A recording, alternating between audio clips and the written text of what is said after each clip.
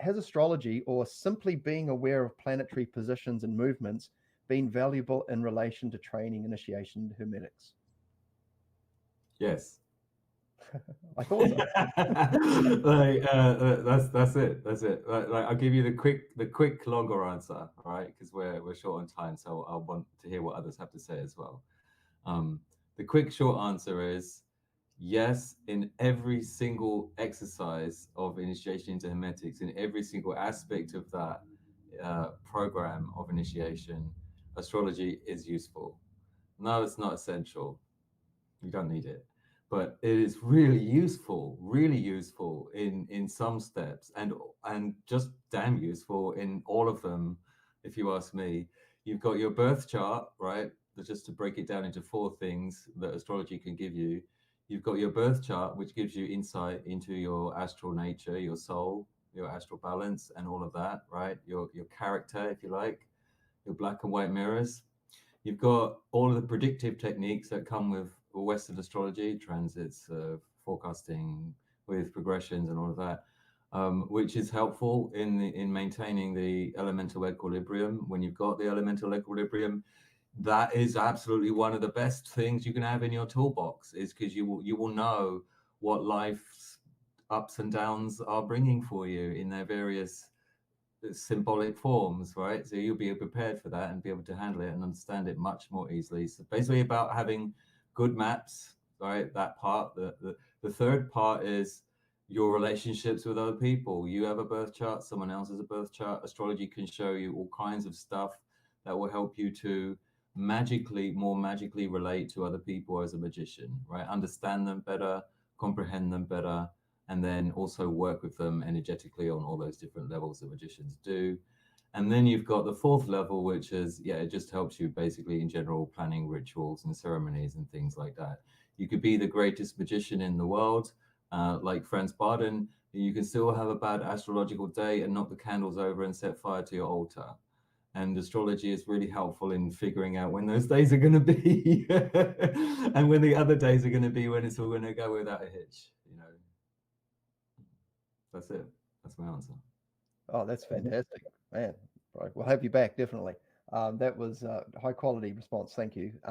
And yeah, so we'll keep things moving along here. Philip. Well, I have to admit, I don't use a huge amount of astrology, and I think that I should, because to use a cricket analogy, I think using the right conjunctions and things that I don't that I need to really. Um, it's the difference perhaps between hitting a six and putting it out of the boundary and just getting a quick run, or getting a quick single in. That's about as far. And I think that although it's true that the stars guide, do not force. What a what an advantage! I really ought to look. I really ought to take more advantage of it. I admit sometimes I sometimes I do things without paying attention to conjunctions, and it is hard. You can tell with hindsight that that was a lot harder than it needed to be. You know, but I can't really offer anything specific apart from that general awareness, because it's something that I haven't really looked into a huge amount. Okay, thank you for that.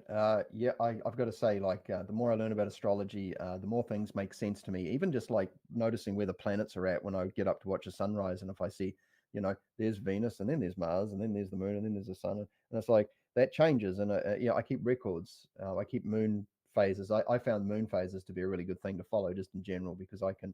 That's a very obvious one. So thank you for that, Philip. All right, James and or Tanya, would you guys like to jump in on this one? Yeah, I'd like to talk about David's astral visions course, because in my experience of, I mean, because a lot of people talk with Bardons that Bardon always said that you are not, you are under your astrological sign until you come out of it. So I'm not explaining that very well, but and there's always that debate there. Is it are you sort of the whole point of, I suppose, IH is to be able to transcend from that, but also as well we are influenced by, I think we can deny that we are influenced by our particular astrological makeup, and but it doesn't have to define us. And I think for me, what was really helped me with working on my sun mirrors and also one's own life purpose was when I found that I was sort of getting stuck in certain areas in my life that I could not explain. That it wasn't, there's nothing in my life that was uh, that was anything that would stop it. You know, there was certain things that, or experiences, or things that I would feel or experience. For example, for my life, I experienced a deep fear. I mean, it was beyond fear; it was terror.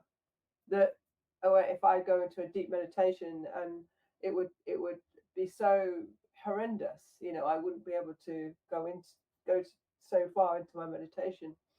And it was only really through working with David that we uncovered that through going through the astrology, and he basically sort of takes you on a journey, and there was something in a past life that had not been, that had happened, that had created like a shock, and this had carried over into this present life, and hence it was unexplainable. And it was only through David picking it up actually, and going through the chart, and suddenly this life, this memory came back to me, and I was able to very clearly see exactly what it was and able to heal from it. But so I think not only can it guide you in your everyday life, but certainly having someone go through the chart with you and look at your own makeup as well, and also can help you probably a lot quicker working with sun mirror stuff as well, because if your fire is, you know, propensity to have more fire than you have water, then you probably know that you need to work on that, you know, as well. It can save you time, you know, rather than trying to sort of fight against the tide in a way. You can work with it. I mean, I don't know, David, what you'd have to, you know, anything to add to that? What insights you had, you know, we were working on this stuff. Yeah, I remember all of that very clearly, obviously. And it's something that I've done with other people as well. It's not something that I set out to do, but you know, past life memories can sometimes come up for people when we're talking about what they're dealing with as we're dealing with that, right? And they can recover them and pull them up. There is a way to read them symbolically in the birth chart. At least there's a way to read the ones that are impacting this life, this incarnation in the birth chart. It's a technique that can be taught. It's not like a psychic ability that you need to pick up or acquire. It's a technical thing that can be taught to people. But again, it will only describe that lifetime symbolically, and you won't see the specifics of those details. They only really exist in the Akasha for you, and for psychics and people that can read the Akasha and so forth. They're not really depicted in astrology. As an example, you might have like a strong past life pattern involving Mars Aries energy, which might point to you being like a warrior or a fighter or someone who was in war a lot, right? But it might not. But the general energy is of someone who is a battler in life, like a fighter in life, and experiences life as an arena in which they have to fight a lot for something. It could be a cause, might not be a physical battle. So astrology has these symbolic energies that can be interpreted many different ways, but they always point true. They always point true to the essence of the energy that you're dealing with. Maybe not to the details of that life, but to the essence of the pattern and why it might be blocking you in this one. Yeah. Yeah, definitely. I can. Yeah, I mean, I think it really, for me, going through that really allowed sort of a freeing up and just a closure as well, just able to dissipate, just sort of transform energy, that because often we have a lot of things that are streams of things coming in. I think as well this path opens up that, certainly when I first met one of my teachers, Martin Fox, there was a catalyst that happened, and it just a flood of things would just sort of come through. It was almost every week I was dealing with something else, and it was just opened up a whole line, a history of past life experiences or energies, the streams of things that are coming through that opened up. So I think that's something else, I suppose, is to be aware as well with this path. It sort of brings all your other paths together, isn't it? Right? Yeah. But yeah, certainly I think astrology can, looking at a birth chart can definitely help. Has astrology, or simply being aware of planetary positions and movements, been valuable in relation to training IIH? Absolutely. This is something where IIH practitioners could take a page from the ritual guys. When the ritual guys are going to do a big working, they pay a lot of attention to the planetary hours and all of this kind of thing in order to make sure there's enough ambient charge, if you will, to do whatever they're going to try to do. Now, I know we're all, masters of the universe working from our grandmother's basement, but everybody can use a free lunch too. So what I tell people is, listen, if you're going to do something that requires a lot of astral energy, do it around the time of the new moon. There's more of that there to work with.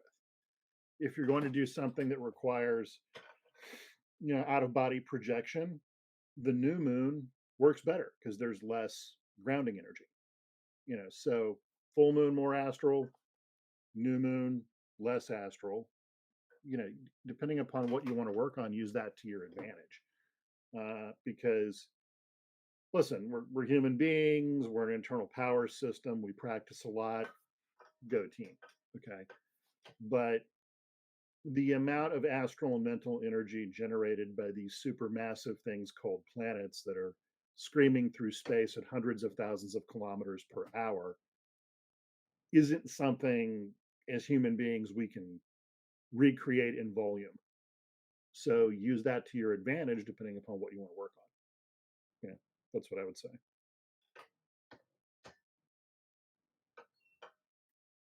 Wonderful, thank you. Yeah, and yeah, absolutely. That those moon phases. When I started exploring the moon phases, as a sort of just like it's so easy because it's in the sky. You don't have to have a special app or anything, or notice the thing. It's very obvious and very powerful. And the dreams, like monitoring dreams over moon phases, that started to give me insights. So thank you. Yeah, beautiful. Manuela and Michael.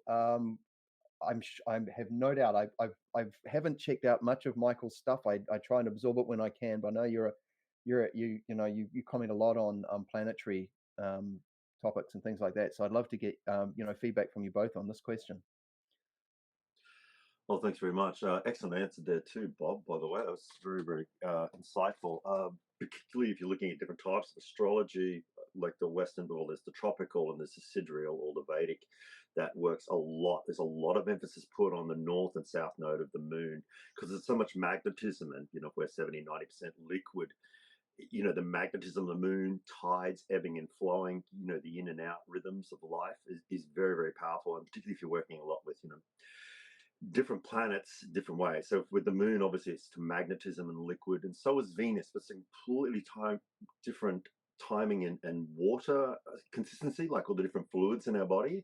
And that's how we get people to really interconnect with their astral body through their blood, their vital force, obviously they get perspiration through their pores, all these different liquids. It's all quite elegant. And then if we want very powerful mental dexterity, you'd go straight to Mercury. I mean, the 7 days of the week are actually named after the planets. Obviously, Sun is the sun day, Mon is moon day, Tues is the old ancient god of energy and battle is to Tuesday, like Mars. Wednesday, obviously Mercury. Thursday's Thor's day in the Norse, as well as Zeus or in the Greek as well. So that's a really powerful energy day.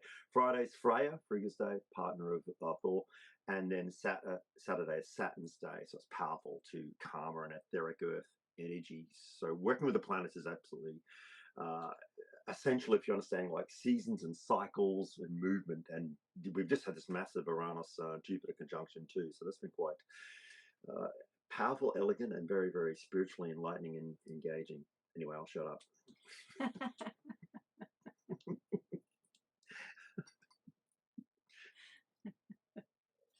Thank you so much. Yeah, wonderful.